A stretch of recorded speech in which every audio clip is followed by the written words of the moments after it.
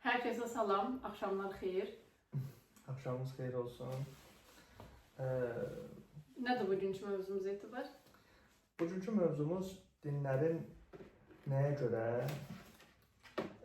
nə məqsədlə yaranmağıdır. Yəni dinlər necə mövcud olub, nə üçün yaranıb? Bizim düşüncəmizə görə dinlər bir neçə səbəbdən meydana gəlib. Bunlardan biri qorxudur, biri ictimai asayişi qorunmağıdır, sosial sistemdir, varoluşun yaranma səbəbidir, hansı ki onu ən sonda qeyd edəcəyik. Yəni nə üçün? Nə üçün insan övladı bu dünyadadır? Eyni zamanda bu sadaladığım bu sözlər, dediyim ifadələr çox böyük məna daşıyır. Yəni bunun hər birini müəyyən bir hissələrə bölmək olar. Məsələn, qorxunu bölə bilərik, məsəl üçün başlaya bilərik Nuh tufanından. Nuh tufanı haqqında belə bir məlumat verə bilərik ki, yəni bu bütün dini kitablarda qeyd olunub. Məsəl üçün, Quranın əvvəlki kitabları təsdiqləməyinə sübut olaraq da bunu göstərə bilərik. Hansı ki, Qurandan daha əvvəllər də mövcud olmuş tayfalarda, mövcud olmuş insan ictimaiyyətində bu Nuh tufanı barədə çox böyük məlumatlar var. Məsələn, hansını gətirə bilərik, məsəl üçün? Bütün irqlərdən gətirə bilərik. Demək olar ki, dünya tarixi ərzində dünyada nə qədər irqlər mövcud olubsa, nə qədər xalqlar mövcud olubsa, onların hər birinin bir tufan əfsanəsi olub. Məsələn, mən Şumerləri misal gətirə bilərəm, ya da Yunanları misal gətirə bilərəm. Onlarda, məsələn, Şumerlərin özündə bu belə göstərilir ki, insanlar o qədər çoxalmışdılar ki, artıq tanrıların başı adam səsi götürmürdü. Ona görə bunlar tufan yaradırlar ki, insan irqi məhv olsun da yeni bir irq yaratsınlar. Bu belə nəzərə çarpdırılır. Hindularda da var. Nə bilim, Misirlilərdə də var. Yəni ağlınıza gələ biləcək bütün tayfaların özünə məxsus o bir silinmə şeyi var da, hekayəsi var, əfsanəsi var. Çoxdur Etibar, həqiqətən çoxdur. Məsələn, Nuh tufanı maraqlıdır ki, Tövratda da göstərilir, Quranda da göstərilir. Quranda bir dəfə tufan adı keçir, amma tufan barəsində var. Və burada maraqlı olan bir mövzu odur ki, məsələn, dindarlar, hətta deyərdim ki, bütün müsəlman aləmi firqəsindən asılı olmayaraq, əhl-i sünnə də, şiələr də, yəni ən böyük firqələri nəzərdə tuturam da, halbuki Quranda dəfələrlə göstərilir ki, firqə bölünməyin. Allahın dinindən, Allahın ipindən möhkəm yapışın. Bu çox göstərilir, amma təəssüf ki, müsəlmanlar çox firqələrə bölünüblər. Bütün müsəlman aləmi dünyaya gələn uşağın günahsız olduğunu bildirir. Saf, məsum olduğunu bildirir. Halbuki Nuh surəsi 24-29 arası Nuhun Allaha duası var, Allahdan istəyi var. Nuh deyir ki, sən indi səhvə yol verə bilərəm, əzbərən demirəm də, yəni mövzu olaraq bunu deyirəm ki, Nuh orada qeyd edir ki, sən əgər bunları, bu kafirləri məhv etməsən, onlar özləri kimi kafir övladlar doğub törəyəcəklər. Bunu Nuh orada istəyir. Yəni insanların hər birinin orada günahı olduğu bildirilir. Az, çox günahları olur. Və yaxud Quranda digər yerdə deyilən Məhəmməd surəsi 19-da da bildirilir bu. Muhammed Nəbi özü orada dua edir. Deyir ki, mən həm öz günahım, deyir, yox, orada Muhammed Nəbiyə müraciət edir. Deyir ki, sən həm öz günahlarından, həm də mömin kişi və qadınların günahlarının bağışlanmasını edirəm. Belə bir ayə olmalıdır, orada səhv eləmirəmsə. Ümumiyyətlə qorxu deyəndə, məsələn, tarixdə bunu belə izah edirlər, dinlərin yaranmasını.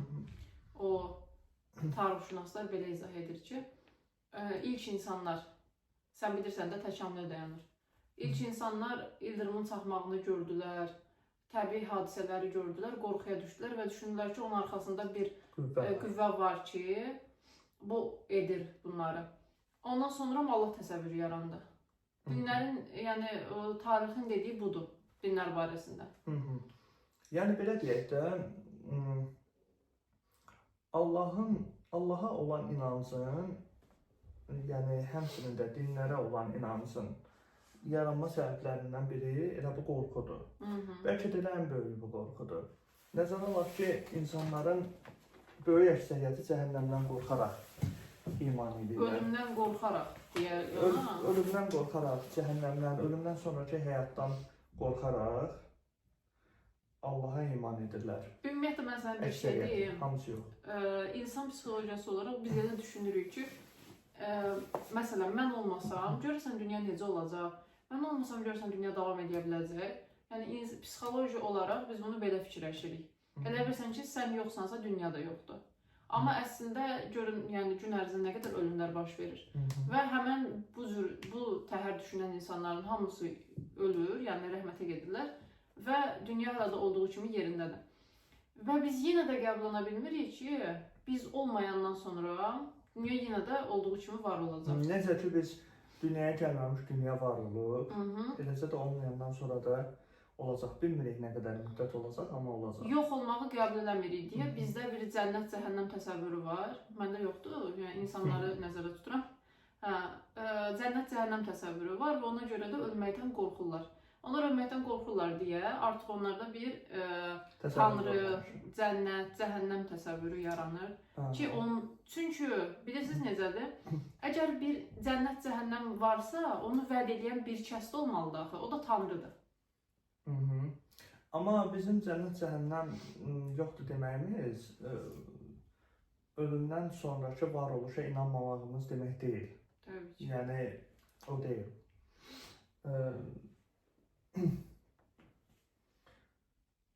Təbii fəlakətləri misal gətirə bilərik. Hansı ki, bu da Quranda göstərilir ki, sizin başınıza gələn hər bir müsibət öz əllərinizlə qazandığınız günahlar rüsbatındandır. 42-ci surənin 30-cu ayəsində. Allah orada, yəni İslamın təqdim etdiyi Allah birbaşa bildirir ki, zərrə qədər də günahınız olsa, onu qarşılığına alasınız. Və nə qədər yaxşılığınız olsa, onun qarşılığını 10 qat alasınız. Yəni, İslam bir növ qorxu ilə imanı uzlaşdırır. Məsələn, xristiyanlıqda sevgi ilə iman götürülür, İslamda cəhənnəm qorxusu ilə iman götürülür. Məsələn, Yehovanın şahidləri var. Məsələn, onlarda belə deyək, əgər bir insan cənnətə layiq görülmürsə, ölümdən sonraki həyatda yox olmağa layiq görülür. Yəni, o sadəcə yox olur. Yəni, xristiyan baptist inancında belə bir şey var ki, onlar cəhənnəmlə hədələməyi götürmürlər. Yəni, xristiyanlarda cəhənnəm mövzusu biraz az götürülür. Amma İslamda hütəmədən söhbət açılır, yəni əbədi bir cəhənnəmdən söhbət açılır. Onlar orada əbədiyyən qalacaqlar söhbətləri var. Və ölümdən sonraki həyat barədə düşünərkən belə bir sual ortaya çıxır ki, Allah əzəlidir. Yəni, bunun Allahın varlığının zamanca bir sonu yoxdur. Düzdür, məkanca da sonu yoxdur, zamanca da sonu yoxdur. Bəs ölümdən sonraki həyatda əbədi cəhənnəm, əbədi cənnətlə müjdələnəcək isə, indi bilmirik biz cənnətə gedəcəyik yoxsa cəhənnəmə, bu Allah da əbədi olacaq, orada olan insanlar da əbədi olacaq. Bu necə olur? Bu barədə heç düşünüblər? Həm də düşünüblər ki, əgər onlara cənnət vəd edilməsəydi və yaxud da Məsələn, İslam sənə vəd eləyir ki, yaxşılıq et, yalan danışma, belə hikmətli, düzdür, yəni əxlaqlı bir insan, əxlaqı düzgün yerində olan insan yalan danışmamalıdır, oğurluq etməməlidir, bunlar öz qaydasında. Amma ki, mən bunu edəndə arxasını düşünməməliyəm ki, mənə bu etdiyim yaxşılıq geri qayıdacaq. Və yaxud da mən etdiyimin qarşılığını sabahsı gün alacam. İnsan bir şey edəndə onun sabahsı gün qarşılığı barədə fikirləşməməlidir. Əgər bunun sabahsı gün qarşılığı barədə fikirləşirsənsə, deməli sən onu bir qarşılıq üçün edirsən. Bəli, necə ki, məsələn, Avropada insanlar küçəyə zibil atmırlar. Mən Avropada çox yerdə olmuşam, görmüşəm. Avropada siqareti çəkib belə tullanır asfaltın ortasına. Nəyə görə tullanır? Çünki o düşünür ki, o siqareti kimsə gəlib götürəcək. Bax, o qarşısındakını fikirləşir, özünü yox. Amma bizdə siqareti çəkib tullayır belə. Nə qarşısındakını fikirləşir, nə şəhərin gözəlliyini, itməyini fikirləşir. Amma o tullayanda bir dənə qırağa baxır ki, görür məni o cərmələyən adam görmür ki, gəlib cərmələyəcəklər. Bilməm, 50 manat, 100 manat cərmələyirlər. 50 manat. 50 manat. Yəni, qorxu üstündədir. Nəsimi deyirsən, o hökmranlığın qorxu üstündədir.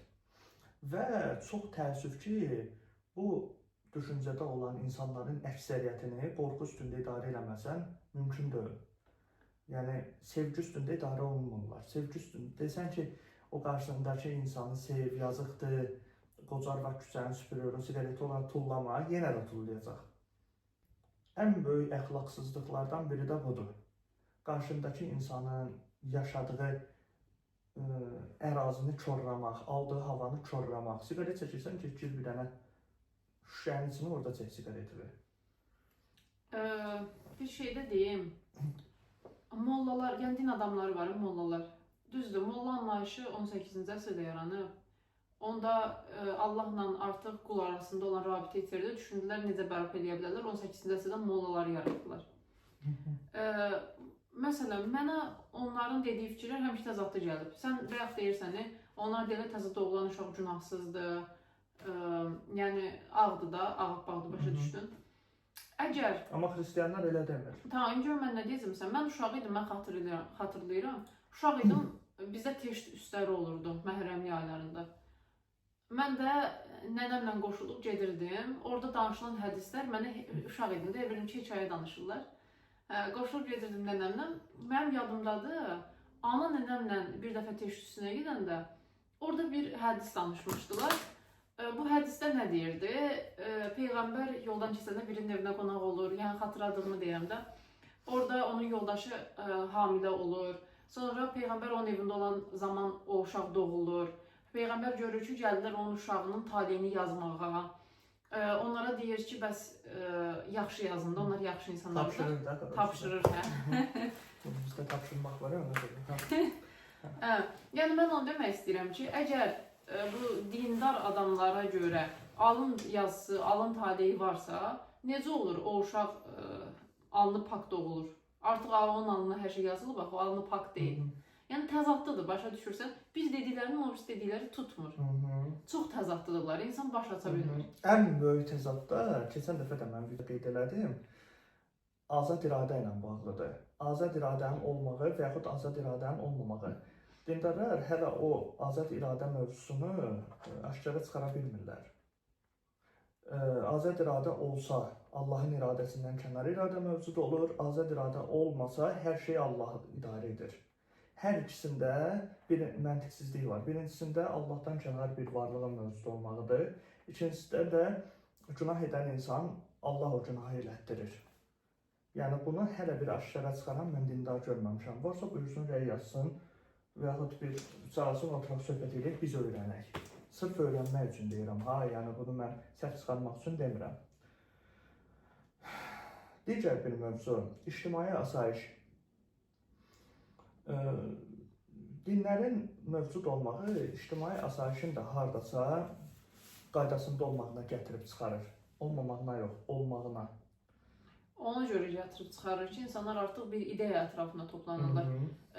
Bir var, fərqli ideyalar düşüncəsində, fərqli ideyalarda olan, mənəviyyatda olan insanları bir araya toplayıb idarə edəsən. Bir də var, eyni ideya ətrafında olan insanları bir araya toplayıb idarə edəsən. Ona görə də ölkələr dinlərə bölünüb. Məsələn, bir ölkədə xristianlıq daha çoxdur, bir ölkədə müsəlmanlıq, digər ölkədə yəhudilik, digər ölkədə buddizm. Nəyə görə? Bunlar ayrı-ayrı, məsələn, 20-20-20% yaşamırlar, 90% yaşayır, 10%. Belə yəni üstünlük olur da, həmişə bir üstünlük olur, aydındır. Çünki idarə eləmək asan olur. Bəli, idarə eləmək asan olur. Bunu biz Silo serialında da görürük. Apaçıq Silo serialı. Silo üzr istəyirəm. Silo serialında da görürük. Və yaxud Snowpiercer'də də görürük. Kar kürəyici var. Amma Silo'da daha çox olur. Ümumiyyətlə Silo, mən sənə deyim, çox dərin, mənə dərin gəlir. Bilirsən niyə? Ona görə ki, onlar o sistemi qurublar.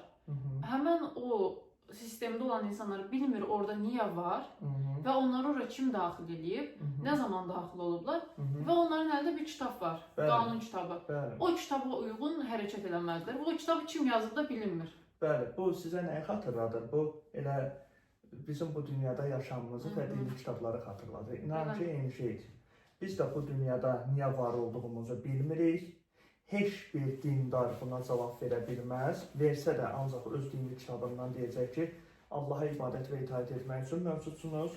Halbuki Allah sonsuz qüdrət sahibidirsə, heç bir şeyə ehtiyacı yoxdursa, Allah-u Saməd deyirlər, heç bir şeyə ehtiyacı yoxdursa, nəyə görə biz Allaha ibadət və itaət etmək üçün yaradıb? Özünə bir şeyə ehtiyacı olmayan bir varlıq, nəyə görə özünə ibadət edən bir varlıq yaratsın ki? Həm də mən sənə bir şey deyim, bu deyəcəyim biraz uzun olacaq, Etibar. Deməli, bax, gəl baxaq dinlərə də. Bu dinlərdə olan səmavi dinlər nəzərdə tuturam. Bir də Şumerlərin dinini götürəcəm, yaxşı? Onların dini inancarını.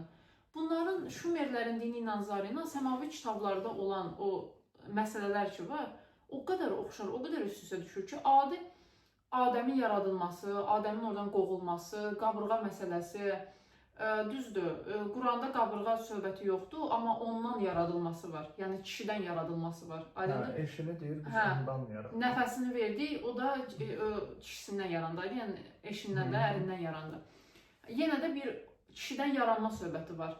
Və bu Şumerlərdə də var. Hətta danışa da bilərəm. İstəyirsən danışım. Bu Şumerlərin dinində bir Dilmun ölkəsi var. Biz bunu səmavi kitablarda cənnət bağçası olaraq xatırlayırıq. Aydındır? Deməli, burada, bu cənnət bağçasında su Allahı var. Bu yerdən su çıxartmaq qərarına gəlirlər. Normal içməli şirin su. Çıxardırlar. Artıq bu torpaq tanrısının qurduğu bağ-bağça pozulur. Meyvələr yetişməyə başlayır.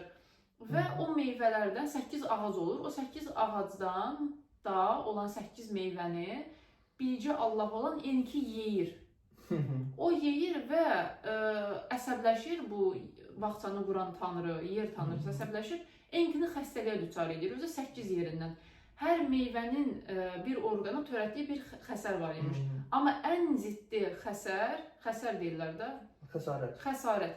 Ən böyük xəsarət onurğada olur. Həmin o Enkinin onurğasında. Və gəlib bu tanrılar yalvarırlar ki, nə olar bu Enkini sağalt da, sən sağalda bilərsən. O geri al ona verdiyin o xəstəliyə. Nə edir? 8 dənə tanrı yaradır, amma onun 5-i tanrıçı olur. Yəni 5-i qadın olur, 3-ü kişi tanrı olur aydını, bunu sağaltması üçün. Və o tanrıçalardan, yəni 5 tanrıçalardan birisi adı Ninti olur, Ninti. Nin xanım deməkdir, Ti isə 2 mənası var, qabırğa və həyat. Onun qabırğası, ən böyük xəsarət oradaydı və onun qabırğası o Ninti adlı bir tanrıça düzəldir. Zaten bu Həvva sözü deyilər, can verən deməkdir də. Bəli, həyat verən, can verən, həyat. İbrani dilindən tərcümədə o mənaya gəlir. Görürsən, yəni gör nə qədər oxşardır. Onda belə bir məsələ ortaya çıxır. Niyə Allah Şumerlərin dövründə, İslamda, bizim videomuzda hədsiz dərəcədə bir reaksiya gəldi. Məsələn, biz indi ölkəmizdə insanların çoxsu İslama itaət edir. Ona görə İslamı deyirəm. Lap olsun xristiyanlıq, yap olsun yahudilik, heç bir fərqi yoxdur mənim üçün. Üçü də mənim üçün eyni dərəcədədir. Onu demək istəyirəm ki, niyə Tanrı Şumerlərin dövründə İslamı, xristiyanlığı, yahudiliyi, lap buddizmi yox, Şumerlərin yəni dövründə başqa bir din yaratmışdı. Niyə axı bu qədər din yaradıb qarmaşaya səbəb olur? Niyə qarışıqlıq yaradır? Və tamam, ayrı-ayrı dövrlərdə kitablar təkamül elədi, gəldi. Deməli Allah təkamül edən bir varlıqdır.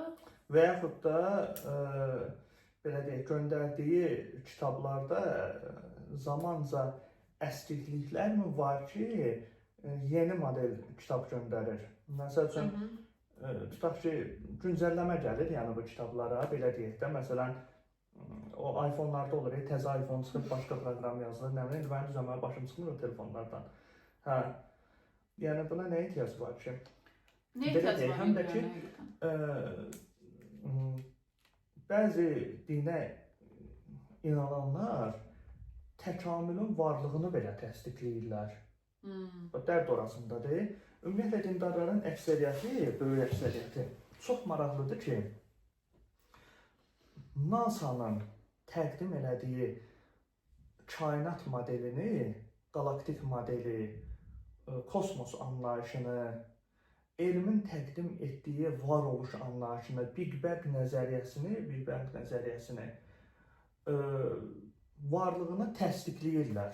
Tamamilə təsdiqləyirlər. Təkamülün olması... Təkamülün olmağını da belə təsdiqləyirlər. Onların Allahının olmaması mənasına gələcək. Halbuki təkamülə ehtiyac duyan bir varoluşun yaradılmağı sonsuz qüdrət sahibinə zidd olan bir şeydir. Sonsuz qüdrət sahibi heç vaxt təkamülə ehtiyac olan bir varlıq yaratmaz. Elə promo ideal varlıq yaradar. Onu qoy bir kənara. Lap onu düşünməyə indi tutaq ki, bir insan zəkası çatmır da. Onu düşünəcək dərəcədə deyil zəkası, elmi biliyi aydındır. Bunu belə götür. Təkamüllə yaradıbsa, meymunlar iki qrupa bölünübsə, bir qrupdan meymunlar, digər qrupdan, yəni meymun tipində bir varlıqdır. Digər qrupundan insanlar, digər qrupundan meymunlar yaranıbsa, onda yaxşı, onlar öləndə hara getdilər? Din yaradanda Tanrının yadına düşdü ki, mən cənnət yaradım, bunları bura daxil edeyim. Yaxşı, bəs o yerdə qalan yazıqlar hara getdilər? Hardadılar? Onların ruhları, ölüləri hardadır? Bilirsən, nətərdir, indiyənə qədər hardasa bu elmin dediyinə görə bir 108 milyard təxminən insan ölüb. Bəzi insanların dediyinə görə, hətta bizim bir yaxın dostumuz var, onun da dediyinə görə, bu dünya 30 milyard insanın yemək yeməklə, şəraitlə təmin edə bilər. Halbuki heç də elə deyil. Bu dünya 30 milyard yox, 3 milyardı güc bala ilə təmin edə bilərdi. İndi bu dəqiqə 8-9 milyard qeydiyyatda adam var, bəlkə də 15 milyardda xəbərimiz yoxdur. Hansı bir bu yer kürəsi yenidən indi yaradılacaq da bu ölümdən sonraki həyatda. 110 milyarda nətər yerləşdirəcəklər bura? Nətər olacaq bu? Cənnətə? Hə də, bu boyda millət nə yiyəcək, nə içəcək? Hamıya nətər yiyib içmək veriləcək orada, nətər o şərait qurulacaq? Bu biraz məntiqə uyğun olmayan şeylərdir. Ümumiyyətlə dinlərin təqdim elədiyi fikirlərdə çox məntiqsiz fikirlər var. Sadəcə biraz oturub aydın və dəqiq fikirləşmək lazım. Digər tərəfdən bu dinlərin yaranmağı sosial sistemi də formalaşdırır. Hansı ki, varlı kasıba kömək eləsin. Che Guevara'nın bir dənə sözü var, deyir, ən böyük vəhşilik kasıbı kasıb halına salıb, sonra ona yardım eləməkdir. Orada məni qınayanlar, əgər hünərləri varsa, getsinlər bankirləri qınasınlar, bank sahiblərini qınasınlar. Hünərləri çatar. Quranda Allah və Rəsuluna qarşı düşmən kəsilən şəxslər deyilir onlara. Digər bir məsələ və sonuncu bunu qeyd edə bilərik ki, dinlər daha bir ehtiyacdan yaranıb, o ehtiyacın da adı mən niyə varamdır. Böyük kütlələr bu sualın altında əzilib deyə, müəyyən şəxslər mən niyə varam sualını dindən çıxarıb kütləyə təqdim edib ki, kütlə rahatlıq tapsın. Yoxsa rahatlıq tapmırdı kütlə. Və mən niyə varamı, yenə də bayaq dediyim kimi, Allaha ibadət və itayət üçün bu dünya boş şeydir. Biz əsas cənnətdə, cəhənnəmdə öz etdiyimiz əməllərin cavabını alacağıq deyə təqdim ediblər. Halbuki heç bir din kainatın nə üçün mövcud olduğunu təqdim edə bilmir. Heç bir din, heç bir əqidə, heç bir dini kitab insan nə üçün var? Məntiqi əsasla bunu təqdim edə bilmir. İnsan bəyəm elə təkcə ibadət itaət üçün var. İnsanın niyə var olduğunu heç bir din sübuta yetirə bilmir. Heç bir din. Kainatın, varoluşun nə üçün mövcud olduğunu heç bir din məntiqi əsasla sübut edə bilmir. Ancaq təqdim etdiyi dini kitabdan çıxarıb onu sübut edə bilir. Vəssalam deyir ki, ibadət və itaət üçün mövcuduq. Dinlərin digər bir yaranma səbəbi də böyük bir kütlə olub, nə üçün varıq deyə düşünənlər olub və onları dinlərlə aldadıb rahatlıq bəxş edənlər olub. Hansı ki, o Anna var, bütün o var, Visitors. Orada Anna necə səadət bəxş edirdi insanların, başını aldadırdı. Bax edəcənə, belə.